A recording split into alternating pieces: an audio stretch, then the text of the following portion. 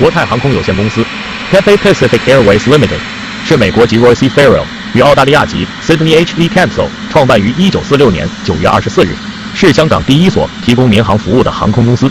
国泰航空是太古集团成员寰宇一家创始成员之一，以香港国际机场作为其枢纽。旗下的子公司包括港龙航空及华民航空。